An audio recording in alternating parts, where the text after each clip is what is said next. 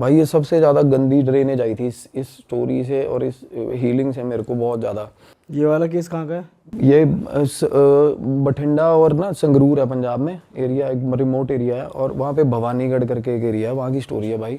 और वहाँ ना दूर दूर तक गांव नहीं है भाई, और रात को 7:30-8 बजे आप उस सड़क से निकलोगे ना, आप कहोगे भाई एक गांव से निकल के ना आप प्रे करोगे भगवान को कि भाई यार जल्दी दूसरा गांव आ जाए, अगर आप 2 व्हीलर पे हो तो भाई 7 बजे के बाद ही अंधेरा, कोई स्ट्रीट लाइट नहीं, और कुछ नहीं। दुनिया जहान की ऊपरी बलाएं भाई उन सड़कों पे, दुनिया जहान की। भाई वहाँ बहुत सारे लोग वो मरे थे क्या पहले? बड़े भाई अबंडेंस है दूर ये मूसे वाले का काम वही है ना, वो उस जो एरिया ना टिब्बे हैं भाई, मिट्टी के रेतीले टिब्बे हैं, और वहाँ राजस्थान बॉर्डर लगता है ना, राजस्थान सबसे ज़्यादा अबंडेंस है, और वहाँ मार के फेंक जाए साला कोई किसी को, कोई नहीं पूछता यार। मैं कह रहा हूँ 20-25 दिन तो लाश ही नहीं वो डिस्कवर हो पाएगी भी कहाँ फेंका है साला।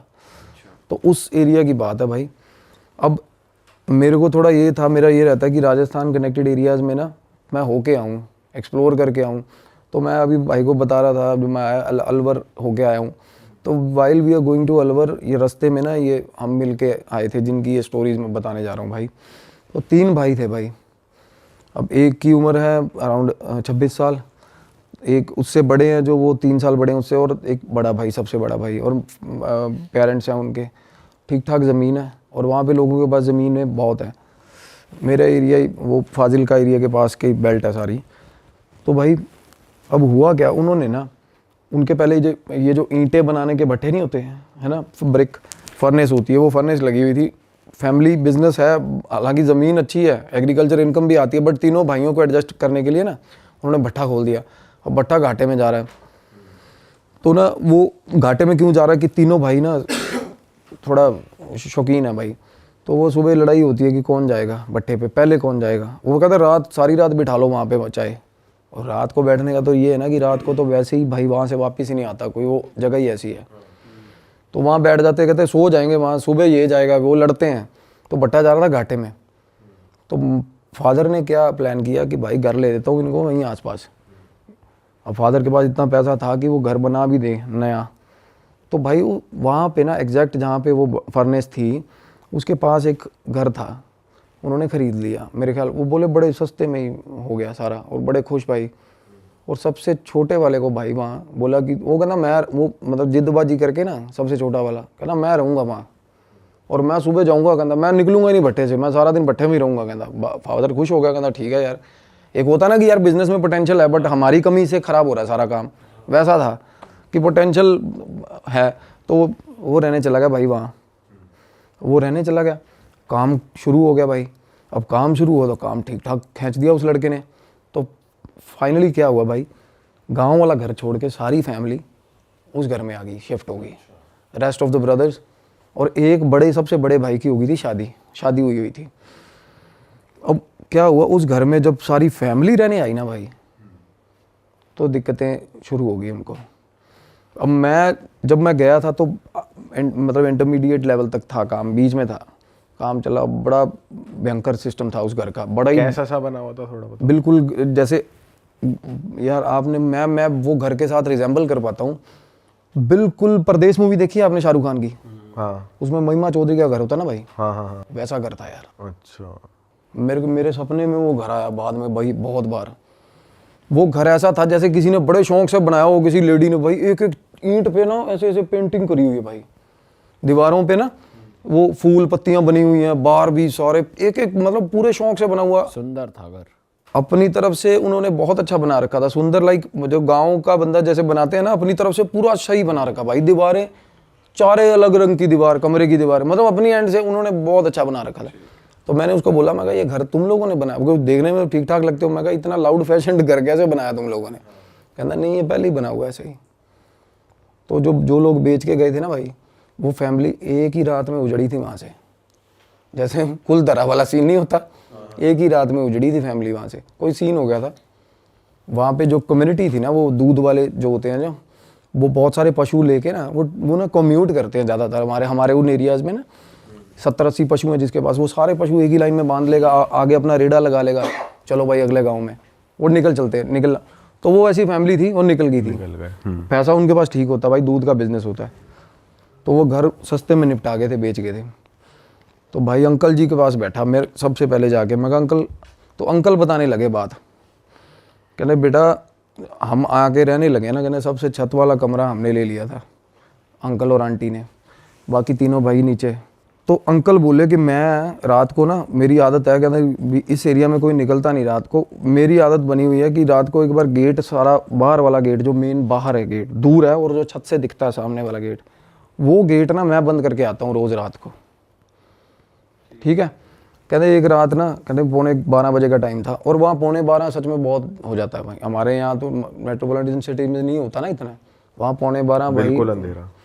वो अंकल बोले मैं 11:45 नीचे उतरा हूँ, पहले आवाज़ें लगाई लड़कों को, गालियाँ दी, कोई नहीं निकला कि गेट बंद कराओ, फिर गालियाँ गुलियाँ दे के बुजुर्ग आदमी खुद नीचे उतरा, गेट बंद करने गया। जैसे ही गेट बंद करने गया भाई बाहर, अब बाहर टिब्बे हैं मिट्टी के, सारा एरिया, मतलब दूर दूर तक कोई दिखता नहीं है।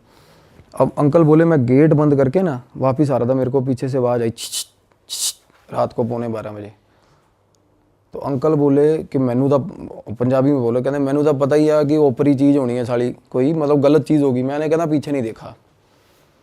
अब अंकल बोले मैं पीछे नहीं देखा, मैं बस मेरी स्पीड बढ़ गई, मैं अंदर आ गया घर पे। वो समझ गए कुछ है, पीछे नहीं देखा उन्होंने। फिर 2-3 बार और हुआ छी छी छी छी, तो उनको लग गया कोई चीज़, मतलब कुछ और बंदा भी हो यार इस टाइम पे, क्या ही करना है किसी से बात करके। सही बात है। तो अंकल आए, सीढ़ियों पे चढ़ गए अपना ऊपर, कह रहे मैं सीढ़ियाँ चढ़ता जा रहा हूँ ऐसे, जैसे सीढ़ियाँ होती हैं ना ऐसे, जिससे हर सीढ़ी से बाहर वाला गिरे। जैसे ही कह रहे मैं सीढ़ी चढ़ा, और फिर मैं ऊपर की सीढ़ी जैसे ही चढ़ रहा था ना, मैंने सामने देखा ना, तो मेरे घर की दीवार के बाद ऐसा मुंह दिख रहा मेरे को, कहना ऐसा दीवार के मतलब पार, और आंखें ऐसे चमक रही हैं, बिल्कुल सफ़ेद 2 आंखें चमक रही थी, सामने शक्ल दिख रही किसी की, मुंडी सिर्फ मुंडी दिख रही थी, दीवार थी वो। अंकल परेशान हो गया, कहता यार क्या चीज़ है बंदा, कहना मैं वहाँ खड़ा ही ना उसको देखता रहा बड़ी देर, और वो वहीं खड़ा रहा साला। एक तो होता ना फ्लैशेज हुए, ब्लिंक होगी चीज़, और आवाज़ भी आ रही थी ना, आवाज़ नहीं आई। वो एक बार आवाज़ आई जब वो पास गया अंकल, उसके बाद वो फिर भाई साहब वो अंकल बोले कि थोड़ी देर बाद वही शक्ल मेरे को मेरी भैंस के ऊपर, भैंस के पास खड़ी दिखी मेरे को, मेरी भैंस के पीछे से शक्ल दिखी कंधे। अब अंकल भाई, मतलब वो अंदर आ गई घर अंदर, हाँ वो बाहर वाले बाड़े में जो एरिया था। अब अंकल भाई ठीक ठाक सॉर्टेड बंदा है, कोई ऐसी बात नहीं कि सठे आ गया या ऐसा कुछ हो गया, मेरे को बहुत सियाने लगे वो। बोले कि भाई जब मैंने भैंस के पास देखा ना, तो गांव में ना कुछ ये भी होता है रात को, कहना अक्सर हमारे गांव में ना कि ये चीज़ें डरा धमका के ना लोग डंगर चोरी करके ले जाते साले। तो मैं उस तरीके से भी, मैंने कहना उस एस्पेक्ट से भी सोचा कि साला कोई चोरी ना हो, काले कच्छे वाले ना हो। काले कच्छे वाले का नाम सुना? तो उस तरीके से कहते मैंने किसी से बात नहीं करी। अंकल बोले मैं उसके बाद रात को सोता हूँ ना, तो मेरे को नींद में, जैसे ही मैं कहता नींद में हूँ, तो मेरे को ना 3-4 बार, कहते मैं छत पे सो रहे थे अंकल, कहते मेरी 3-4 बार चादर खींची किसी ने, और चादर ऐसे खींच रहा कोई, मैं नींद में, कहते मैंने चादर पकड़ ली, और फिर भी लगा हुआ खींचना पूरा जोर लगा के, कहना मैं छोड़ ही नहीं रहा चादर, और वही सवाल नहीं पैदा होता, कहता कोई ऊपर है नहीं आसपास, कहता मेरा आँख खोलने का हौसला नहीं हो रहा था तब, और चादर लगातार खींच रहा भाई कोई चीज़। भाई एक ना एंटिटी होती है, मिमिक बोलते हैं उसको इंग्लिश में, मिमिक सुना है कभी आपने? आपने भी बताया था शायद, जो पहले दूसरे पॉडकास्ट वगैरह करता है। हाँ, और ये मिमिक था, मस्खरा सा होता मस्खरा, ये ना मिमिक एंट्री होती है एक एंटिटी, वो भाई आवाज़ें लगाएगी अपने रिश्तेदारों की आवाज़ में, अपने ही बंदों की आवाज़ में। ये बहुत ज़्यादा नोटोरियस एंटिटी होती है, और ये रात को ना और बड़ी देर तक भाई साहब लगी रहती है। एक तो होता है ना भूत किसी आदमी को दिखता है ना, for the decimal of A second times में पता चल जाता है कि गलत चीज़ है, और उसके बाद बंदा भाग जाता है या कुछ भी होता है। पर ये चीज़ें ना पीछा नहीं छोड़ती बंदे का साला। कोई बंदा भाग के आ गया, जिस जगह पे आके बैठेगा वहाँ भी छेड़ेगी उसको, वहाँ आगे भी। तो अंकल बोला कि मेरे को पता चल गया कि भाई दिक्कत है, कोई चादर खींच रही है। अब उसके बाद ना तीनों लड़के नीचे अपना अपना सोते हैं भाई। अब एक लड़का उसमें से जो सबसे छोटा है, जिम्मी भाई है, वो तो बोल रहे थे नाम ले देना, कोई मसला नहीं है। अब भाई वो सोया हुआ था, उसके कान में उंगलियां बजती हैं सोए हुए के, उसी दिन जिस दिन अंकल कहीं अगले दिन, थोड़े दिन बाद।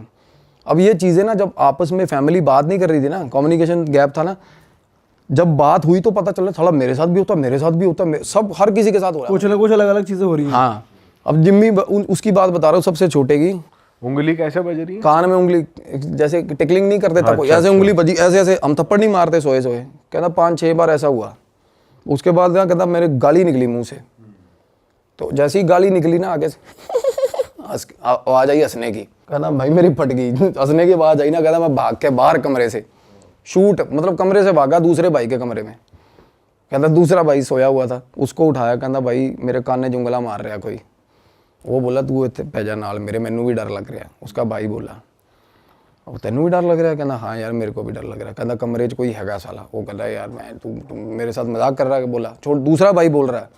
और होता पता कब है भाई? At the same time.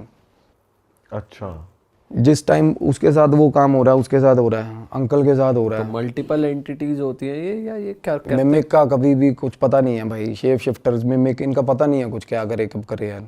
एक होता है ना प्रेत होता है ना, वो जगह तो से एक ही जगह है फिर, पर 3-4 जगह भी ऐसा है। मैं बताता हूँ ना, इसमें बहुत कुछ निकल के आएगा आगे भाई। इस घर से, इस घर में तो वो भाई बोला इस कमरे में कोई है भाई, मतलब मेरे को भी डर लग रहा है। कहना तू मेरे नाल ही सो जा।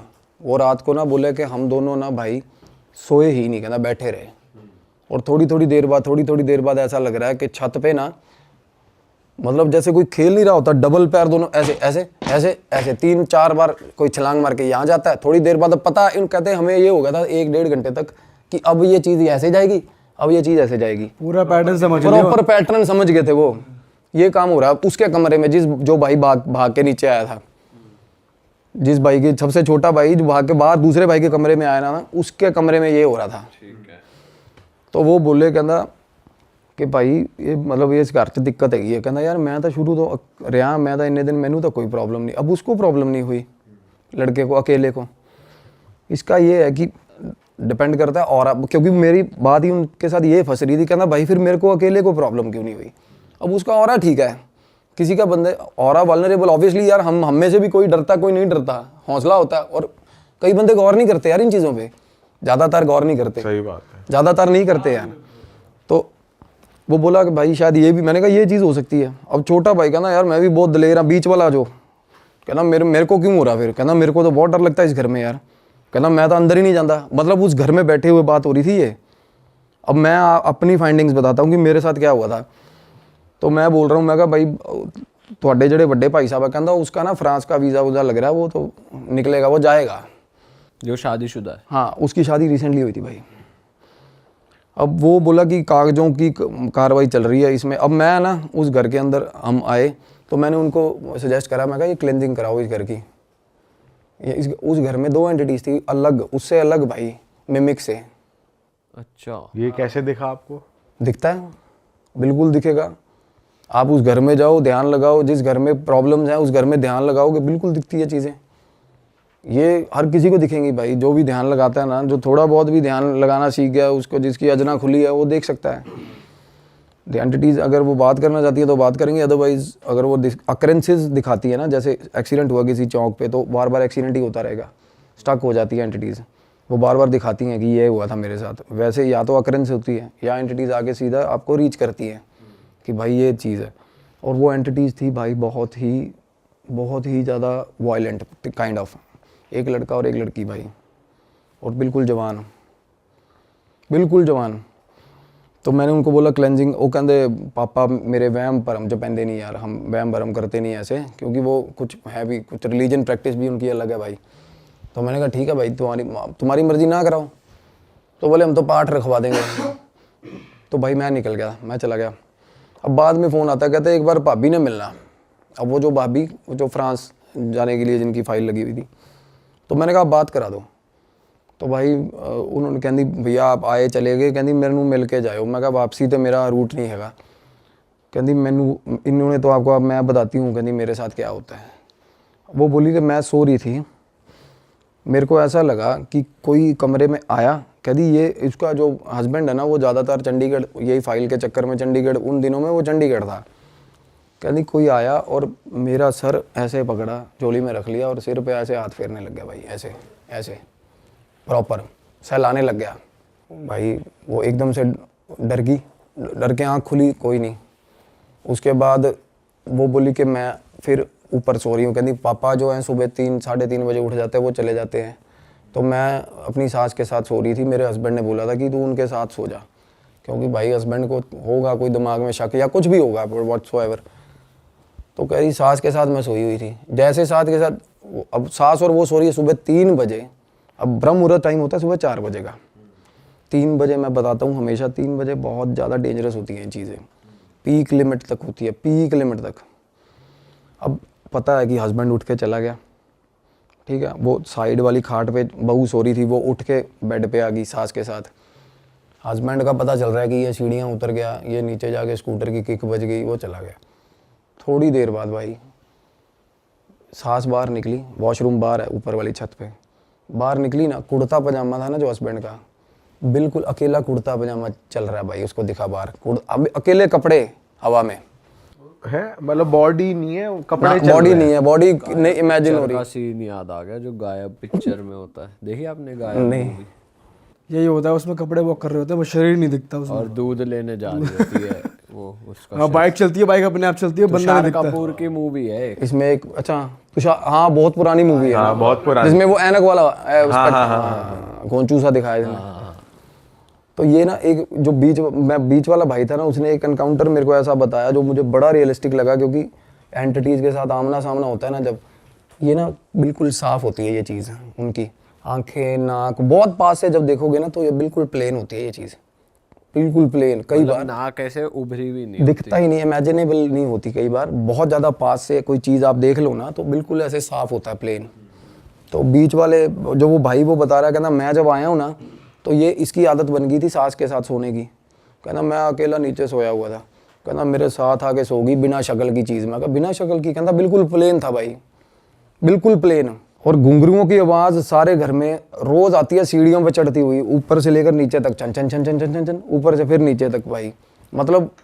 और उसके बाद ना अब पापा उनके बोले, कहते मैं जा रहा हूँ थोड़े दिन के लिए बाहर, फादर बाहर चला गया। उसी दिन रात को ना तीनों भाई, वो कह रहे फैमिली हम ना सारी एक ही फ्लोर पे इकट्ठे हो गए हैं, अब सारे नीचे गद्दे बिछा लेते हैं, सबके साथ कुछ ना डरे हुए हैं सबके साथ। हाँ, तो भाई वो बता रहे हैं कि आवाज़ आया, अब जिम्मी और एक जो बीच वाला भाई है लखविंदर नाम है, लखा, पहले भाई लखे मिमिक की बात कर रहा था ना, वो बाहर वाले बाड़े के अंदर से ना आके आवाज़ आई, लखे गेट खोलो, फादर की आवाज़ बिल्कुल सेम। कहता भाई लखा उठ गया, उसने दूसरे भाई को ना उठी यार, कहता आवाज़ आ रही है, कहता पागल हो गया, तेनों नींद चाहिए होनी है। उसने बोला, कहता नहीं यार मैंने आवाज़ आई है, लखे उठ गेट खोल। वो बात ही कर रहे थे अभी, जिम्मी जिम्मी तू खोल दे, वो जो परेशान हो अब एक साथ आ। हाँ, अब दूसरे भाई का नाम लेके आवाज़ आई, बाप की आवाज़ में भाई। अब माँ उधर से माँ उठ गई, अब ये फैमिली सारी पास बैठी थी जब ये बातें हो रही थी भाई, सारी फैमिली पास बैठी हुई। वो बोली, माँ बोली कि तेरे, वो कहता मम्मी डैडी आ गया, कहती तेरे डैडी का आना सवाल ही नहीं पैदा होता, डैडी तेरा 5 दिन बाद आएगा। कहते गेट ना खोले, भुल के भी गेट ना खोले। भाई उन्होंने गेट नहीं खोला। अगले दिन सुबह सुबह उन्होंने फ़ोन करा कि वो बाबा बुला रहे हैं, कोई पीर था गांव में, गद्दी थी कोई, वो उसने क्या करा, वो ना बांध के चला गया घर। अब बंधन ना करवाना नहीं चाहिए भाई, अगर घर के अंदर एंटिटी हो ना, भूल के भी बंधन नहीं करवाना चाहिए। तो वो बाहर नहीं जा पाती, अंदर उद्दम मचा देती है भाई। वो एंटिटीज़ की आदत होती है, वो फेरा लेती है रात को सारी चीज़ का ना। पर यहाँ तो अंदर भी है बाहर भी है, जो कह रहा गेट खोल। बाहर से रात को आके कोई चीज़ आवाज़ें लगाती है सामने टिब्बों से, अंदर 2 लड़का लड़की है भाई घर के अंदर। लड़का लड़की किसी को वैसे तंग नहीं कर रहे, बस तंग नहीं, उनकी मूवमेंट दिखती है भाई। हाँ। और वो गोदी में सहला कौन रहा था, वो लड़के की एंटिटी कर वो रही लड़की की एंटिटी कर रही थी। अब भाई क्या हुआ, अब मेरे को ना तब उस टाइम में ना ये जरूर पता लड़का लड़की की एंटिटी है। मैं कहा भाई जवान मुंडा कुड़ी ने, मैंने उनको बोला था, मैं कहा पता करो कौन है क्या है। जिनसे पहले घर था ना वो पता करवाया उन्होंने, वो बोले कि भाई ये रहते हैं भीलवाड़ा कोई जगह है। मैंने कहा भाई भीलवाड़ा रहते हैं तो पता करवाओ। कहते यार ये तो मतलब दूध का काम है इनका, तो ये तो चलते फिरते रहते हैं। मैंने कहा भाई पता करवाओ इनका, ये बता पाएंगे भाई क्या मसला है। क्योंकि आप नहीं, मैं जैसे बताता हूँ भाई, एड्रेस किए बिना नहीं निकाल सकते चीज़ को। जब आपको पता ही नहीं ना फोरग्राउंड क्या है उसका, नहीं निकाल सकते। वो बहुत डरा देगी आपको, क्योंकि आपको अब मुझे पता है यार फलानी चीज़ की एंटिटी है, मुझे ये भी पता होगा उसके डर क्या है, उसके साथ हुआ क्या है। हम कुछ भी इमोशनल एस्पेक्ट लेके छेड़ सकते हैं उसको, कुछ भी कर सकते हैं। तो मैं कहा जब तक वो नहीं पता लगता ना आप कुछ कर नहीं सकते। तो मीनवाइल ये भी चीज़ चल रही थी, उनके घर पे बाबा बंधन कर गया भाई। ठीक है। और जब बंधन करके गया ना, तो रात को ना एकदम से ना वो बोले कि मम्मी और वो भाभी नीचे चीखती हुई नीचे आई हैं कि हमारे कमरे में कोई लड़का खड़ा है ऊपर। लड़का खड़ा कमरे में भाई, वही कपड़ों। अब पूरा दिख रहा है। प्रॉपर लड़का दिखाना, जैसे एकदम से वो दोनों ऊपर से नीचे चीखती आई, भाभी और मम्मी। और सुबह सुबह 3 बजे हुआ ये काम, और भाई दोनों साथ में सो रहे थे इकट्ठे। वो ऊपर उठा, कहना ऊपर जाके देख ना कोई हैगा। और वो उनको ये था शक कि इस तरीके से, कहना मम्मी ऊपर के मैं पहुंच गया। उसकी बहस हो रही है अपनी माँ के साथ, कहना कहती चोर हो सकता है, तू ऊपर क्यों नहीं जा रहा देखने। कहता चोर हैगा तो सीधा ऊपर कैसे पहुंच गया, लैंड ऊपर हेलीकॉप्टर से आएगा चोर। ये चोर नहीं है, कहना आप भी नीचे सो जाओ, चोर चूर नहीं है, वही है साला ऊपर। वो डरता हुआ ऊपर ना जाए भाई। वो बोला कि चलो फाइनली धक्का दे, माँ ने कहा नहीं देख के आ, कोई और ओपरा बंदा हो कुछ कर ले, है ना। तो कहना मैं बाहर निकला हूँ ना, तो मेरा बाथरूम के अंदर सामने वाला जो सीढ़ियों से उतर, मतलब जैसे बंदा कमरे से बाहर निकला सीढ़ियाँ नहीं चढ़ने लगता, कहना मेरे बाथरूम की लाइट जल रही थी। अब क्या हो रहा है, बाथरूम की लाइट जल रही है और रात को 3 बजे ऐसा लग रहा है कोई बाथरूम के अंदर कपड़े धो रहा भाई। कपड़े कैसे ऐसे ऐसे नीचे मारते हैं ना कपड़े, ऐसे आवाजें आ रही है। हाँ, और गाना चल रहा है साथ में, गुनगुना रहा भाई, लड़की गुनगुना रही है प्रॉपर 3 बजे रात को, साथ में आवाज, और लाइट जल रही है। लाइट, और जैसे ही वो बाहर आया ना, उसने हेलो ऐसे बोला, लाइट फ्लिकर होके बंद होगी, सीन एकदम शांत, खत्म, वापस से ब्लैक। बिल्कुल खत्म। 1 मिनट पहले ये चल रहा था कि प्रॉपर कोई लेडी अंदर कपड़े धो रही है और साथ में गाना गा रही है भाई। उस रात बोला हमारे घर में इतने सारे इंसिडेंट हुए, इतनी बार इंसिडेंट हुए ना, कहता भाई हम बिल्कुल बोंगे हो गए, सारी फैमिली ऐसे हो गई कि सुबह सुबह कहते 4 बजे नीचे आ गए, चाय बना लो कि बैठते हैं भाई। और सोने का तो नाम, वो लड़का देखने ही गया वो कमरे में? नहीं, वो ऊपर चढ़ा ही नहीं ना, वो वापस भाग के अंदर। अच्छा। हाँ, तो भाई क्या हुआ उसके बाद ना, जैसे वो बता रहे कि उस रात हम सारे आके सुबह सुबह, जब तक गुरुद्वारे का स्पीकर नहीं बजा, हम सारी फैमिली आगे नीचे चाय बनाई बैठे रहे डर के। तो उससे अगले दिन एक क्या हुआ, वो बाबे ने ना, जैसे एक जंग लगा हुआ कोई चीज़ लेके, तलवार या चाकू लेके आया, उसने ना कांटा हर मतलब दहलीज पे ना कांटा मार दिया। कहता ये कुछ हो जाए, ये दहलीज नहीं पार करनी है आपने। तो जैसे ही कांटा मारा, वो कह रहे हम वैसे भी अपने सिरहाने के नीचे कोई चाकू धर के सो रहा है, कोई क्या धर के, और ना उसके फादर जो थे उनके पास कृपान भी थी, कृपान टांगते थे वो। तो वो बोले मैंने कृपान उतार के वो भी सिरहाने रखी हुई थी अपने, और चाकू भी रखा हुआ था। और कहते रात को वो जो मिमिक की एंटिटी बता रहा था ना, वो बिल्कुल रात को आई, वो बाहर आवाज़ें आने लगी उसकी बाहर वाले आंगन में।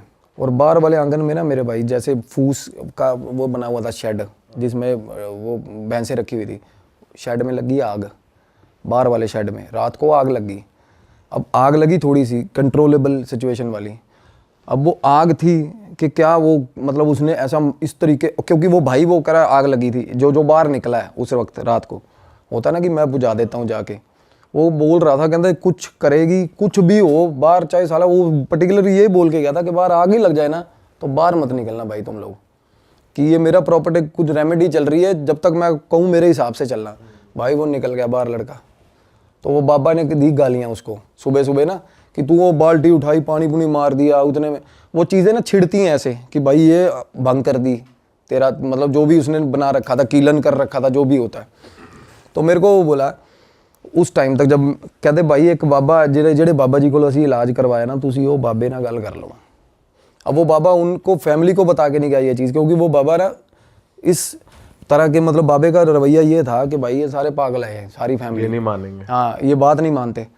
तो मैंने उनका नंबर लिया, वो फ़ोन करा, वो बाबा बिल्कुल देसी, वो पता नहीं हेलो ही नहीं बोलता था फ़ोन पे, वो कुछ और ही बोलता था। तो मैंने कहा क्या, कहते मुंडा कुड़ी दबे हुए ने उत्थे मार के। उसने बताया कि एक लड़की और एक लड़का मिलने आया था रात को भाई लड़की को। तो फैमिली ने इकट्ठे हुए और मार के ना लड़के को, अपनी लड़की को भी मार दिया, वही दबा दिया उसको, गलत हालत में पकड़े गए थे। और भाई लड़की के कपड़े भी साथ में ही, लड़की का सामान भी साथ में ही, सारा उसी घर में दबा दिया। हाँ, और भाई इससे पहले दूध वाले जो फैमिली, हाँ वही फैमिली ने। और भाई रात को जैसे होता है ना, जिसने मारा दबाया होगा मेन कल्प्रिट, वो निकल गया अपना। थोड़े दिन बाद फैमिली भी पलायन कर गई वहाँ से, घर गुर उसके बाद बेचने पे जैसे लगा रखा हुआ घर, तब ये काम हुआ। तो अब ये क्या होता है ना, अब जवान मौत है और लड़की की है भाई, और लड़का, दोनों जवान मौत में ना भाई, अब मेरी भी रिस्ट्रिक्शंस हैं। अब हनुमान साधना में ना कुछ ऐसी चीज़ें जैसे प्रेडिक्शंस हैं, आप कर सकते हो, पुष्टियाँ कर सकते हो, लोगों को प्रॉब्लम क्या है, रेमेडीज़ दे सकते हो। बट इसमें ना अब जवान आत्मा जो होती है उनमें बहुत ज़्यादा तमन्ना होती है जीने की भाई, सबसे बड़ी बात। तो ऐसी जो एंटिटीज़ होती है ना, इनमें रेज बहुत ज़्यादा होता है भाई, और ये ठीक ठाक बंदे को घुमा देती हैं और बुरे हाल कर देती हैं, मतलब साथ चल पड़ती हैं बंदे के। तो मैंने इन्वॉल्व किया अपने सीनियर, जो जिसकी मैं बात अभी करना चाह रहा हूँ, मेरे गुरु को। उन्होंने बोला कि भाई ये भैरव साधना, मेरा क्या है ना, काल भैरव साधना करता हूँ, मैं भी कर रहा हूँ अभी। तो इससे ना अभी एक्सपेरिमेंटल वे में अभी पंगा लिया नहीं, कभी भी नहीं लिया। अभी क्या, अभी ना रियलाइज ही हुआ कि इस साधना की पावर क्या है, इसमें हीट कितनी है, सच बता रहा हूँ। तो इसको आजमाने की तो बात ही नहीं है, अभी ऐसा सीन ही नहीं है। तो मैंने बोला गुरुजी ऐसे ऐसे करके भैरव साधना से, कहते जाएगी उसी से, तामसिक तरीके से ही जाएगी। अब भैरव साधना में ना भाई भोग भी लगता है और तामसिक लगता है। क्या भोग लगता है? कि बलि वगैरह होती है क्या? सैक्रिफाइस भी होता है, और हाँ बलि, बकरे की भी बलि चलती है उसमें, शराब भी चलती है, सब कुछ चलता है, तामसिक भोग चलते हैं भैरव साधना में। तो भाई बाबा जी ने बात करी हमसे, वो बोला कि ऐसे ऐसे करके, कि मैंने कीलन करा था, बंधन किया था, पता चला एक इनको बाहर की एंटिटी, अगले दिन कहता अंदर की पता चला, कहता ये सही तरह मेरे को इन्होंने गाइड ही नहीं करा, नहीं तो मैं उस हिसाब से करता। मेरे गुरु ने बाबा को गालियाँ दी भी, साले तू पागल है कि तू अंदर कीलन कर रहा है, कि मतलब एक एनर्जी को पहले टैकल किया जाए, बाहर वाली तो अपने आप जाएगी कहते। तो भाई क्या हुआ, गुरुजी ने ना बोले कि इनका ये सामान है, ये सामग्री है, और फैमिली को बोल दियो कि बाबे वाली मेरे साथ ना करें। हाँ, बाहर निकलना, कि कमरे से भी बाहर नहीं निकलेंगे, कमरे से भी बाहर नहीं निकलेंगे, कुछ भी होता रहे। कहते कमरे में एंटिटी भी आ गई ना, तब भी बाहर नहीं निकलना भाई, डर के। तो भाई बात हुई जैसे शाम को ना 6:45-7 बजे के आसपास गुरुजी ने फ़ोन किया कि भाई मैं अभी क्रिया पे बैठूंगा, और अपने वहीं से। हाँ हाँ। तो होता क्या है, भैरव साधना है ना भाई, आप भाव लेकर किसी का भी कहीं भी बैठा हो बंदा, और पता है आपको काल भैरव जो है वो प्रेतों की ना मेरे भाई मतलब बंद जाती है उनको देख के। कोई भी डीएटी चलती है, पॉजिटिव डीएटी, उनके साथ काल भैरव चलते हैं। काल भैरव होते किस लिए, आप भैरव मंदिर देख लो यार, हर मंदिर के साथ, वैष्णो देवी माता जाओगे भैरव मंदिर है ना हर जगह। पता क्यों है, भैरव होता है पहरेदार भाई, और प्रेतों को पास भी नहीं आने देता, और हैं भी प्रेत इन्हीं के सारे। तो मैंने गुरुजी से पूछा, मैं कहा कहते देखता जा, ये भैरव का क्या होता है ना, कुछ सिग्निफिकेंट सब बंदे रिलेट कर पाएंगे। अब साधना चल रही थी ना, जब हमने भोग उन्होंने भी भोग करे, सारा कुछ करके अपना कमरे बंद रात को। भाई मेरी फ़ोन पे बात हो रही थी मीनवाइल जिम्मी के साथ, लड़के के साथ। वो बोला भाई गेट खड़कना शुरू हुआ है 7 बजे, और रात को 11:30 बजे गेट बंद हुआ है, खड़कना बंद हुआ भाई, दौड़ दौड़ करके गेट भाई। और गुरुजी ने ना चीज़ें बोली यहाँ बैठे बैठे, कहते उनसे उसको लड़के को फ़ोन पे पूछ कि क्या मतलब उसको क्या लग रहा है अभी। उसको ना लड़का वो कहता मैं कमरे के अंदर अपने कमरे से गेट के नीचे लेट के देख रहा हूँ क्या था। कहता श्वान भी बोल सकते हैं, शॉन भी बोल सकते हैं, डॉग होता है ना जो भैरव बाबा का, भाई साहब मैसिव काला डॉग, जो कि मैंने भी नहीं इमेजिन किया। वो लड़के ने कहता साढ़े घरे कुत्ता आया, कहता पूरे कहता 9-9:30 बजे बाहरों अंदर आया, कहता पौड़ी सीढ़ियाँ चढ़ रहा था ना जब भाई, तो पता चल रहा था कि कोई चीज़ शेर के बराबर की चीज़ अंदर घर में घुसी है भाई।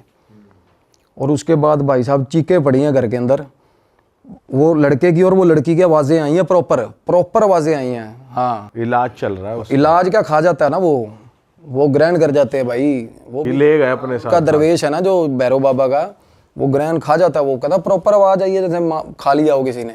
और सुबह तक कहना, रात की बात कर रहे थे पहले बाबा जी, हमें चुल हो रही थी, बाहर निकले, कहते सुबह तक हमारी हिम्मत नहीं हुई बाहर निकलने की, कि भाई कुत्ते की नज़र हम पे पड़ गई ना, जिस हिसाब का पंजा है कुत्ते का। अब देखो उस बंदे को, अब वो फिजिकल वर्ड में तो नहीं आया ना डॉग वहाँ पे, अब उस लड़के को वो मतलब ये रियलाइजेशन हुआ कि सीढ़ियों में से डॉग चढ़ के ऊपर गया। और डॉग भी कोई आम डॉग, आप इमेजिन करोगे वो काल भैरव का जो उनकी सवारी है वो किस लेवल की, किस तरीके की होती होगी। पंजे भी उसको दिखे रहे होंगे, मतलब मैसिव डॉग, बिल्कुल ही ऐसा लग रहा था कि घर पे कोई शेर जैसी चीज़ घूम रही है उनके भाई रात को। और फिर उस दिन के बाद से बिल्कुल शांति है भाई, बिल्कुल शांति उसी वक्त से। मतलब कहने का ये है कि कुछ एंटिटीज़ ऐसी होती हैं, कुछ डीएटीज़ ऐसी हैं जो पर्टिकुलर हर चीज़ के लिए ना उसी तरीके का जवाब होता है भाई। मतलब इस कुछ साधनाएं ऐसी हैं ना जो ऊपर की चीज़ें हैं ना, जो ज़्यादा मतलब यार जैसी साधना मतलब सबसे टॉप की चीज़ है, टॉप की भी कह सकते हैं, इसमें ये भी कह सकते हैं कि स्पेसिफिकली गोस्ट के लिए, हाँ प्रेतों के लिए की जाती है भाई। अब हनुमान साधना है ना, आप बैठे हो पुष्टि कर सकते हो। काल भैरव किसी की भी, हम कोई मेरे पास आगे बैठा है तो उसके लिए आगे पीछे का बताना भी किस चीज़ से ग्रसित है, क्या उसको प्रॉब्लम हो रही है, किस तरीके से करते हैं हनुमान शास्त्री जी। जी हाँ, वो अर्जी अलग अलग तरह के ना कम्युनिकेशन, अब क्लेयरवॉयंट है, अब अलग अलग तरह के साइकिक मीडियम्स के पास, वो भी धीरेन्द्र शास्त्री जी जो अर्जी वाला सिस्टम करते हैं ना। हनुमान जी एक सिद्धि है, सात्विक हनुमान जी, एक करण पिशाचनी है भाई, वो भी एक सिद्धि है। अब मैं कुछ वो मिस इंटरप्रेट नहीं करना चाहूँगा, अब मैं कुछ लोगों को पता है सच्चाई क्या है। करण पिशाचनी बैठती है कान के पास भाई, वो भी बताती है सारा कुछ। अब लोग ना भोग खा रहे हैं देव का बोल के, और है उनके पास करण पिशाचनी, कईयों के पास है, शरेआम दिखता है भाई। आप मेरे जिनको मैं गुरु मानता हूँ ना, सबसे पहले जब मैं आया था इस लाइन में, डॉक्टर मनमीत कुमार है भाई। अब वो बता रहे थे टीवी पे, कहते मैं एक बहुत बड़े स्पिरिचुअल गुरु को देख रही हूँ, इंडिया का टॉप मोस्ट स्पिरिचुअल गुरु, उसको देख रही हूँ, और वो बंदा एक मतलब प्रॉपर भोकाल छेड़ा हुआ है कि मेरे पास ये साधना है। कहती शरेआम पता चल रहा है उसके पास करण पिशाचनी है यार, बंदे के पास। अच्छा। और बहुत बड़ा गुरु है भाई, मैं आपको नाम लूंगा ना, आप परेशान हो जाओगे। ऑफ कैमरा बता। उसके पास डार्क एंटिटी है, और वो है सारा कनेक्टेड, वही मतलब डार्क वेब से ही कनेक्टेड है। इल्यूमिनाटी, इंडिया में इल्यूमिनाटी यही है भाई, इंडिया की इल्यूमिनाटी करण पिशाचनी है। इंडिया में बाहर वाला इल्यूमिनाटी नहीं आएगा। है क्या ये सारा, ये मटेरियल पोजेशन ही तो देती हैं ये चीज़ें हमें। करण पिशाचनी हमारे सपने ही तो पूरे करिए, उड़ पटांग जो मर्जी मांगो मिलेगा आपको। पर भाई ये सोल फाउंडेशन ही तो हो रही है। उस बाबा को नहीं पता कि वो कहाँ घुस रहा है, जिसकी मैं बात कर रहा हूँ, स्पिरिचुअल गुरु की। इसीलिए ना कुछ काल भैरव ऐसी है जो दोनों तरफ की समझ रहे हो, तामसिक भी और सात्विक भी। कुछ लोग काल भैरव उन्होंने सिद्ध किए हुए हैं सात्विक चीज़ों के लिए। काल भैरव ऐसे एक ऐसी डीएटी है जिनसे आप दोनों तरफ के काम करवा सकते हो भाई।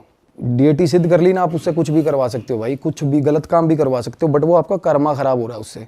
डीएटी आपको मना नहीं करेगी, जो भी बोलोगे वो करेगी। लोग वो फिर आपके ऊपर चढ़ेगा, कुछ गलत करा रहे हो भाई, लोग भैरव से बड़ा कुछ गलत करवा रहे हैं, काली माता से बुरे हाल गंदे काम करवा रहे हैं लोग। बिल्कुल करवाते हैं लोग यार।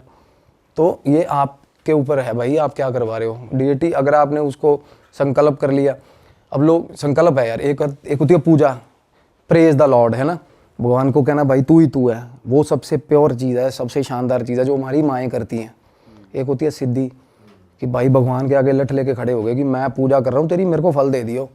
तो उसमें क्या है, भगवान फल तो देगा, वो दयालु है भाई, बट वो आपका कार्मिक रैकेट सारा खराब हो रहा है, आप गलत कर रहे हो। तो भगवान नहीं मना करेगा। डीएटी आपने जो अपने पास बुला ली वो मना नहीं करेगी आपको, कुछ भी करवाओ उससे, बट ये हमारी विजडम है, हम उससे क्या यूज़ ले रहे हैं भाई, दैट्स और ऑल। इनका भाई ये क्यों कि जैसे आप कह रहे हो कि 3 बजे बहुत ज़्यादा एक्टिव हो जाती हैं, तो 3 का क्या सीन है? जाने का टाइम होता है ना भाई, 4 बजे ब्रह्म मुहूर्त में जाने का टाइम होता है। तब क्या होता है, जैसे ही ब्रह्म मुहूर्त हुआ तो लॉर्ड शिवा सारा कुछ अपने हाथ में ले लेते हैं। इवन काल भैरव शिवा का ही रूप है बेशक, बट उसके बाद भाई ये चीज़ें सब वैनिश हो जाती हैं। और अब आप आयो विजिट पे आयो, खाना खाने आयो, अब पता है यार मैंने 3:30 बजे मेरा डेडलाइन है, मेरे ऑफिस जाना है, 3:20 तक आपको कुछ मिला ही नहीं खाने को, आप ना जाते जाते कुछ ना कुछ लपेट के जरूर जाओगे भाई, एक आधी पैटी उठा लूँ मैं, समझ रहे हो। एक मैं एग्जांपल दे रहा हूँ, ऐसे ही इनका होता है 3 बजे 3:30 बजे पीक होता है कि किसी ना किसी की माँ बहन करके जाएंगे भाई, क्योंकि 4 बजे के बाद भाई, जैसे ही 4 बजे के बाद एनलाइटेंड टाइम हो जाता है ना भाई, भगवान का टाइम है वो। तो ब्रह्म मुहूर्त का टाइम देखोगे ना आप सुबह, उससे एग्जैक्ट पहले पोजेशंस होते ही उससे एग्जैक्ट पहले हैं, जिसके लोगों की आँख खुलती है एकदम 3 बजे ही खुलेगी, देखना या आप आजमा के देख लेना, 3-3:30 बजे सबसे ज़्यादा नेगेटिव एंटिटीज होती हैं हवा मंडल में। पर हमेशा ऐसा थोड़ी, जैसे किसी की खुल गई तो नॉर्मली खुल भी नॉर्मली जाती है, नहीं, जरूरी रेपिटेशन में। अब मेरे पास एक केस चल रहा है, उसकी रोज पूरे आँख खुलती है ना, जैसे ही देखता 3:11 होते हैं भाई, इतना प्रिसाइजली कैसे हो सकता है। अच्छा, जो थोड़ा नेगेटिव एनर्जी से ज़्यादा घिरा हुआ है उसकी डेली बेसिस पे खुलेगी इस टाइम पे, हाँ, वो सेम टाइम पे आँख क्योंकि अक्सर तो खुल जाती है किसी ना किसी की, ये थोड़ी होगा कि कोई दिक्कत आ गई है कुछ। हाँ बिल्कुल, रेपिटेशन में कह रहा हूँ मैं।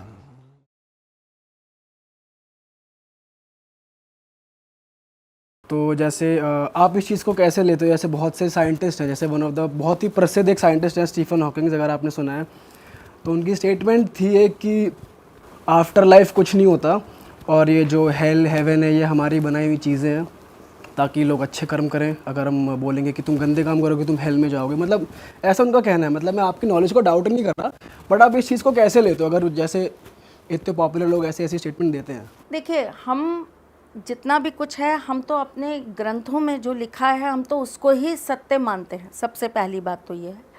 तो गरुड़ पुराण के अंदर हर एक स्टेज के बारे में लिखा हुआ है कि आप जब मरते हो तब आपकी आत्मा कहाँ जाती है, फिर वो कौन कौन से रास्तों से गुज़रती है, फिर उनको क्या क्या कर्म मिलते हैं करने के लिए, और उनको कैसी कैसी प्रताड़नाओं से निकलना पड़ता है, वो सारी चीज़ें उसके अंदर लिखी हुई है। तो हम तो अपने ग्रंथों को सर्वोपरि मानते हैं, क्योंकि हमें ऐसा जो हमने आज तक पढ़ा है और सनातन धर्म में जितनी भी चीज़ें हमें हमारे ग्रंथों द्वारा प्राप्त हुई हैं, हमारे पुराणों द्वारा प्राप्त हुई हैं, वेदों द्वारा प्राप्त हुई हैं, उस पर आकर कहीं ना कहीं साइंस भी नतमस्तक हो जाती है। साइंस भी ये कहती है कि हाँ, ये बात इनकी लिखी हुई सत्य थी। और एक नहीं है, हज़ारों प्रमाण अब ऐसे हो चुके हैं जहाँ पर लोगों ने इस चीज़ को मान लिया है कि हाँ, साइंस के ऊपर भी एक साइंस है, जिसे हमारे सनातन धर्म ने लाखों साल पहले निकाल लिया और उसके बारे में लिखा हुआ है। ये जो आप प्रश्न कह रहे हैं, ये प्रश्न बहुत सारे लोगों के जहन में आता है और उन्हें ये लगता है कि भाई सही में आफ्टर डेथ कुछ नहीं होता। अगर आफ्टर डेथ कुछ नहीं होता तो इतनी सारी रीबर्थ्स की कहानियाँ कहाँ से आ जाती हैं? ठीक है, बहुत सारे लोगों का अनुभव होता है कि हम मर गए थे, हमें कोई ले गया था और हम वहाँ गए थे, फिर वो हुआ कि नहीं ये नहीं थे, वापस आ गए और वापस जीवित हुए, तो उन्होंने वही विवरण दिया जो कि गरुड़ पुराण में लिखा हुआ था कि ऐसे जीव आते हैं, ऐसे लोग आते हैं, ऐसे बंद के ले जाते हैं, ऐसा आपको वो रास्ता मिलता है, वहाँ होता है। तो ऐसी बहुत सारी चीज़ें जो हैं वो प्रमाणित हुई हैं। नहीं मतलब ये मेरा क्वेश्चन नहीं था, मैं तो चाह रहा था आपका क्या टेक है, मुझे ये सुनना था बेसिकली। मतलब मैं ये नहीं कह रहा कि ऐसा जन्म होता के है। बाद नहीं, मैंने तो आपके जो आपके साथ साथ बहुत सारे व्यूअर्स का भी यही सेम व्यू होगा, कि तो आप मैंने क्या उस चीज़ को सोचते हैं। क्लियर किया है। मेरा ऐसा सोचना है कि जन्म के बाद एक और दुनिया है, और वो दुनिया जो है उसके बारे में हम किसी भी चीज़ को प्रमाणित कर ही नहीं सकते, क्योंकि वो चीज़ केवल और केवल अनुभव से ही प्राप्त होती है। आप अगर जन्म के मृत्यु के बाद अगर ये कहें कि भाई मृत्यु के बाद इंसान जो है वो भूत योनि में नहीं जाता, प्रेत योनि में नहीं जाता, तो अनगिनत ऐसे लोग हैं जिनके ऊपर ऐसी बाधाएं आई हैं, जिन्होंने इस चीज़ को अपने जीवन के अंदर सहा है, अनुभव किया। तो वो क्या था, वो कैसे हो गया, वो चीज़ उनके साथ कहाँ से आ गई? और रीज़न जब ढूंढा जाता है तो रीज़न वही निकलते हैं जो ऑलरेडी हमारे शास्त्रों के अंदर लिखे होते हैं कि ये कर्म करा होगा तभी ये चीज़ आपके साथ में आ गई है। मैम वैसे अगर कोई जैसे अभी हम घूमने गए थे बाहर, तो अभी हम वहाँ पर हमारे माइंड में ऐसे क्वेश्चन आते हैं, इनके ऊपर कोई एस्ट्रोलॉजिकल रेमेडीज़ करी जाए तो क्या इन पे इफेक्ट करेगा क्या, सिंस वो हमारा धर्म फॉलो नहीं करते, उनके अपने धर्म और कल्चर चल रहे हैं? उनके अपने तरह की रेमेडीज़ होती हैं, वो अपने तरह की रेमेडीज़ करते हैं। अच्छा, अगर हम लोग अगर उनकी डेट ऑफ बर्थ जानकर उनकी हमने कुंडली बना फिर दी वो और हमारी चीज़ें फॉलो उनको करना चाहिए ना, वो हमारी चीज़ें फॉलो करेंगे तब वो चीज़ उनको लगेगी। अगर कोई उनके ग्रह बाय चांस खराब निकले या नक्षत्र कुछ भी खराब निकला और उनको हमने सो एंड सो रेमेडी दे दी, उन्होंने कर भी ली, बट वो हमारा कल्चर फॉलो नहीं करते या हमारा धर्म, तो वो चीज़ उनको नहीं लगेगी, नहीं लगेगी। उनको हमारी कुछ चीज़ों को मानना ही पड़ेगा। जैसे अगर हमने कोई रेमेडी दी है कि आपको 21 दिन ये कार्य करना है, तो 21 दिन के उस कार्य को करने के लिए आपको वो नियम फॉलो करने पड़ेंगे, चाहे आपने पूर्वार्ध में वो चीज़ ना करी हो। आप बहुत मांस भी खा रहे हो, आप अंडा भी खा रहे हो, आप शराब भी पी रहे हो, आपने बहुत गंदे कर्म भी करे हैं, लेकिन अगर आप वो रेमेडी करने जा रहे हो तो आपको पश्चाताप करना पड़ेगा। पहले एक टाइम का आपको पश्चाताप करना पड़ेगा अपने उन कर्मों को लेकर। हम भी तो करते हैं, हम ब्राह्मण हैं, हमसे भी जाने अनजाने में बहुत सारे अनेकों पाप हो जाते हैं। हमारे यहाँ जो ये व्रत वाला जो नियम बना था या कॉन्सेप्ट बना था व्रत का, ये कोई मनोकामना सिद्धियों के लिए थोड़े ना बना था कि ये व्रत रखोगे तो ये मनोकामना सिद्ध हो जाएगी, ये व्रत रखोगे तो तुम्हारी ये हो जाएगा, ये व्रत रखोगे तुम्हारी ये चीज़। ये तो समय के साथ चीज़ें बदलने लग गई और हम ही लोग कह देते हैं अच्छा एकादशी व्रत रख लो, आपकी ये इच्छा पूर्ण हो जाएगा। हाँ। ये एक तरीके से पश्चाताप के लिए तिथियां दी गई थी कि हम ना चाहते हुए भी अपने मन वचन कर्म से कोई ना कोई गलती या कोई ना कोई गलत अरेस्ट कर ही देते हैं। उसके लिए अगर हम एकादशी व्रत कर लेते हैं तो हमारे उन पापों से हमको मुक्ति मिल जाती है। सपोज़ करिए अगर हमारे पाप की क्वांटिटी 40% है, एक नॉर्मल न्यूमरोलॉजी में बता रही हूँ आपको, अगर हमारे पाप की जो क्वांटिटी है वो 40% है, तो एकादशी का व्रत रखने से आप वो 40% पापों से मुक्त हो जाओगे। आप द्वादशी का व्रत रखोगे तो आप 30% पापों से मुक्त हो जाओगे। आप पूर्णिमा का व्रत रखोगे तो आप 60% पापों से मुक्त हो जाओगे। अगर आप मंगलवार का व्रत करते हो तो मंगल ग्रह तो आपका बाद में ठीक हो रहा है या नहीं हो रहा है वो बाद की बात है। अगर आप मंगलवार को सपोज करिए, आप जैसे बहुत सारे लोगों के क्वेश्चंस आते हैं, मैम आप मना करते हो मंगलवार को नाखून मत काटो, मैम आप मना करते हो कि मंगलवार के दिन आप जो है दाढ़ी मत बनाओ। अगर हमने कर लिया, मजबूरी है, ऑफिस जाना है, ये कर लिया वो कर लिया, तो क्या करें? तो ये समस्या तो हमारे बुजुर्गों को भी आती थी, हमारे पुराने लोगों को भी आती थी। उनके पश्चाताप के लिए उन्होंने एक तिथि, एक वार निश्चित कर रखा था कि ये 7 बार का ये व्रत उठा लेंगे, 7 बार ये व्रत कर लेंगे तो हमारा ये जो पाप है इसका पश्चाताप हो जाएगा। सनातन धर्म के अंदर किसी को भूखा रखना, किसी को प्यासा रखना, किसी के साथ किसी भी तरह का कोई भी ऐसा कृत करना कोई बहुत अच्छी बात नहीं मानी गई है। ये सारी चीज़ें कहीं ना कहीं बहुत सोच समझकर 10 चीज़ों को जोड़कर तब करने के लिए कहा गया है। उसके अंदर ये भी एक चीज़ जोड़ी है कि आपने जो भी पूर्वार्ध के अंदर कर्म करे हैं उनका आप पश्चाताप करिए ही करिए।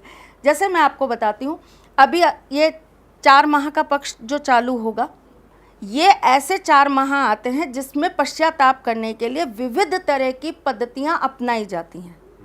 और ये प्रमुख 4 महीने होते हैं, जब देव सो रहे होते हैं तब ये 4 प्रमुख मंथ होते हैं हमारे पास में, जिसके अंदर हम अलग अलग तरीक़ों से अपने करे हुए साल भर के, पिछले साल भर के जितने भी जाने में किया, अनजाने में किया, सोच कर किया, कह कर किया, गुस्से में आके किसी को गाली बक दी, कोई ज़बरदस्ती आपकी गाड़ी के बगल में से निकल गया तो आपने उसको कुछ बुरा कह दिया, कैसे भी मन वचन कर्म से आपने किसी के लिए कुछ बुरा किया, तो आपने उस पश्चाताप को करके, कोई चीज़ त्याग के, किसी चीज़ का संकल्प लेके, कोई चीज़ आपने ये सोची कि मैं ये पाठ करूँगा तो नियम करना पड़ेगा, नियम करेंगे तो अपने आप उस चीज़ से मुक्त हो जाएंगे।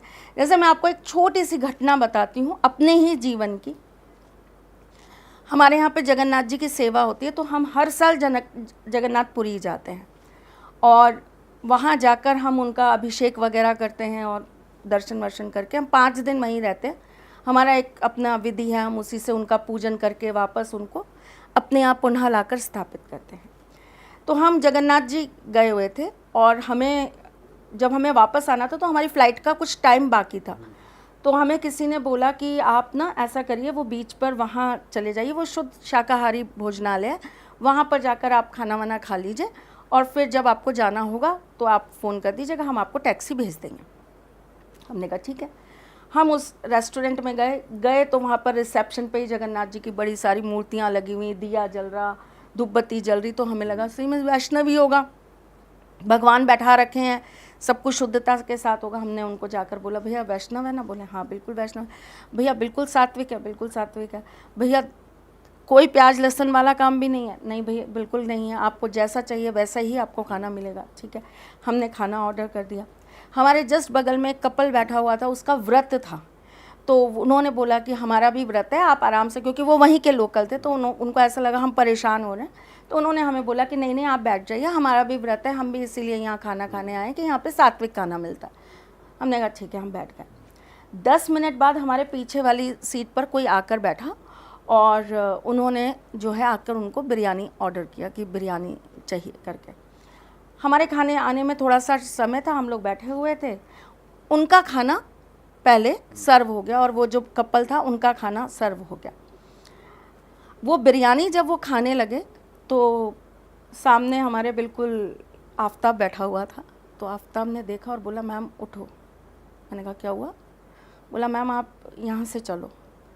मैंने कहा हुआ क्या ये तो बता। तो इसके सर थोड़ा सा गुस्से, क्यों मैम को कहाँ लेके जाना है तुझे? मैम चलो कर रहे हो, क्या हो गया? बोले सर मैम को ले जाओ यहाँ से। तो ऐसे उन्होंने पीछे मुड़ के देखा तो वो जो बिरयानी थी वो नॉनवेज थी। आप विश्वास नहीं करोगे, हमें काटो हमारे अंदर खून नहीं, और हमारी जो हालत हुई है, हम वहीं पर इतनी बुरी तरीके से रोना चालू हो गए सारे जने, जैसे हमारे पूरे जन्म का जो होता है ना, किसी ने पुण्य खींच कर निकाल दिया, ख़त्म कर दिया, हमें शून्य में ला कर खड़ा कर दिया। हम लोग भागते हुए बाहर गए, जैसे सांस नहीं आ रही, दम घुट रहा है हमारा। हम बाहर गए, निकल के बाहर जाकर खड़े हुए, सब जने रो रहे हैं, सब परेशान हो रहे हैं कि ये क्या हो गया, क्या हो गया। गलती से ही सही, लेकिन पानी की बोतल तो हाथ लगा ली उस जगह की। हमारे लिए तो वो भी एक तरीके से बहुत बड़ा पाप हो गया। खैर चलिए, वहाँ एक दो जनों को बोला, वहाँ के जो मेन वो थे उनको फ़ोन किया, तो उन्होंने बोला कोई बात नहीं मैम, यहाँ तो ये सब कॉमन है, यहाँ तो जनेऊ बदल लेते हैं और फिर वापस से वो कर लेते हैं। तो आपके भी पंडितों को बोल दीजिए, मतलब घर के उनको बोल दीजिए मेल्स को कि जनेऊ बदल लेंगे अपना, और गंगा जल वगैरह आप ले लीजिएगा। और अंदर से आत्मा नहीं मानी। आप विश्वास करिए, पानी का एक घूंट हमारे घर में अगर एक छोटा बच्चा भी था ना, तो उसके भी गले से नहीं उतरा। हम लोग सीधा एयरपोर्ट पे उतरे, घर आने की बजाय हमने वहीं से गाड़ी की और हम सब के सब हरिद्वार। और 45 दिन मेरे घर के अंदर अन्न नहीं बना, और डेली पंचगव्य पिया गया, डेली पंचगव्य पिया गया। पंचगव्य मतलब गाय का गोबर, गोमूत्र, वो सब मिलाकर पंचगव्य तैयार होता है, उसको रोज पिया गया और 45 दिन का पश्चाताप करा गया। पर आपने तो कुछ खाया भी नहीं था, तो हमारे सिर्फ बैठने से लिए कि हमारे लिए तो वही हमारे जीवन का सबसे बड़ा पाप था।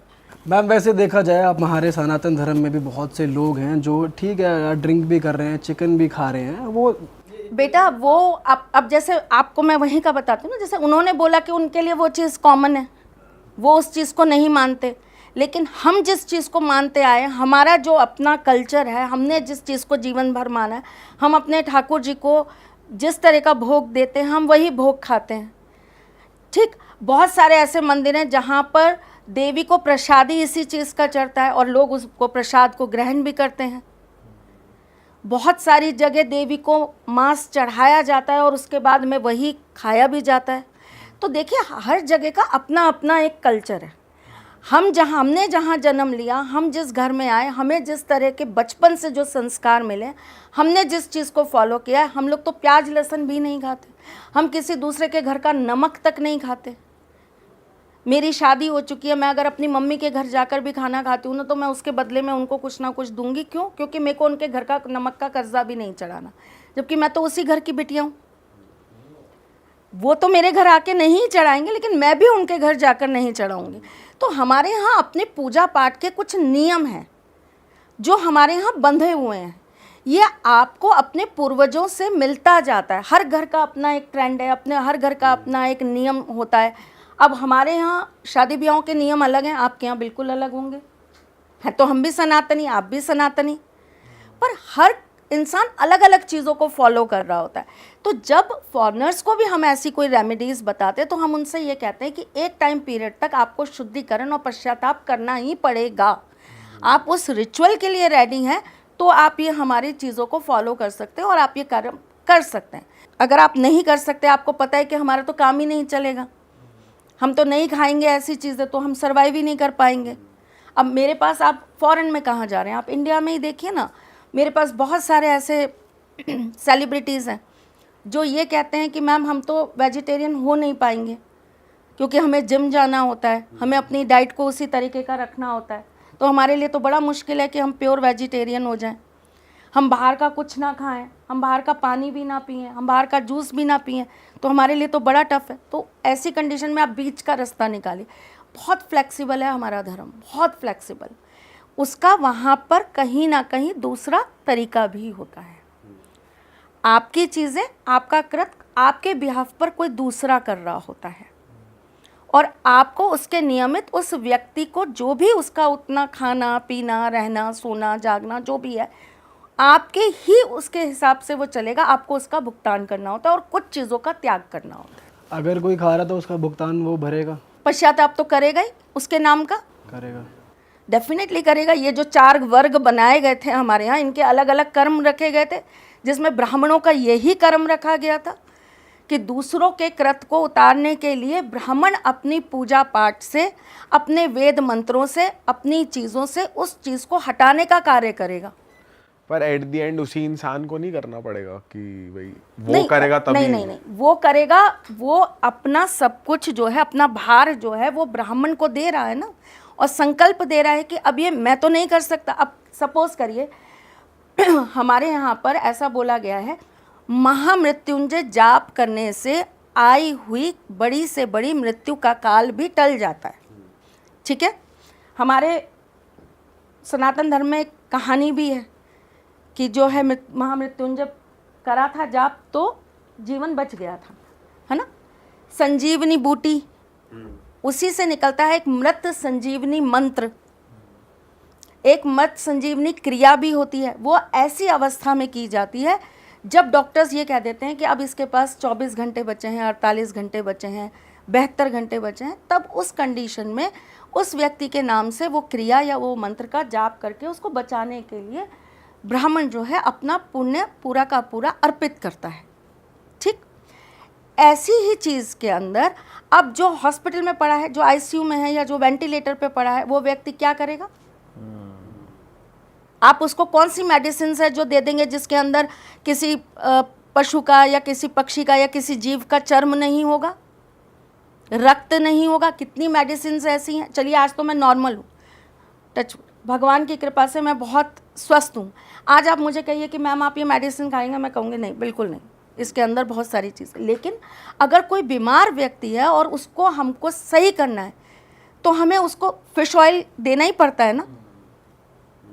तो फिश ऑयल की अगर कोई कैप्सूल मैं किसी को बीमार व्यक्ति को दे रही हूँ तो मैं उससे कैसे ये कह सकती हूँ कि ये आप पाप के अंतर्गत कर रहे हो ये कार्य, अब आपकी पूजा नहीं हो सकती या आप ये रेमेडी नहीं कर सकते। वो अपना कृत, अपना भार जो है वो ब्राह्मण को दे देता है और ब्राह्मण जो है नियम संयम के साथ अपना भी करता है और उसका भी करता है। मतलब उसके भी पापों का पश्चाताप करेगा, उसके भी कर्मों का पश्चाताप करेगा, और चूंकि वो उसके वो जो कर्म है वो अपने ऊपर ले रहा है, अपने लिए भी करेगा। आप कभी बहुत डेप्थ में इसके लिए मैं आपको सजेस्ट करूँगी, आप किसी कर्मकांडी पंडित को कभी, ब्राह्मण को कभी बैठाइएगा अपने पॉडकास्ट में और उससे पूछिएगा, वो आपको अच्छी से ये सारी चीज़ें बताएंगे। इसके अंदर जो एक ब्राह्मण की दिनचर्या रखी गई है ना, जो सुबह के पाठ होते हैं, जो संध्या वंदन होती है, जो गायत्री जाप होते हैं, जो नियम से उनको पाठ करना जो उनके गुरुओं द्वारा बताया गया है, जो उनकी एक शैली है कि आपको ये सुबह करना होगा, उसके बाद ये पाठ करना होगा, इसके नियमित आपको इतने जाप करने होंगे, फिर आपको शाम को ये संध्या वंदन करना होगा, आपको जनेऊ हमेशा पहन के रहना पड़ेगा, आपको इन चीज़ों का पालन करना पड़ेगा, आपको इन चीज़ों का परित्याग कर देना पड़ेगा, आपको चुटिया रखनी पड़ेगी। बहुत सारी चीज़ें हैं जो आपको अपने जीवन में अपनाना होगा, जिनको आपको अपने साथ लेकर चलना होगा। उसका कारण क्या है कि वो अपने आप के अंदर वो चीज़ अर्जित कर लेते हैं कि वो किसी दूसरे को अगर उसका पाप उतारने के लिए कर्म कर रहे हैं तो वो अपना भी पश्चाताप करते जा रहे हैं साथ के साथ। अरे वाह, आपने ये वीडियो यहाँ तक देख ली भाई, तुमने हमारी मेहनत सफल कर दिया। तुम ही लोग हो असली रियल हिट।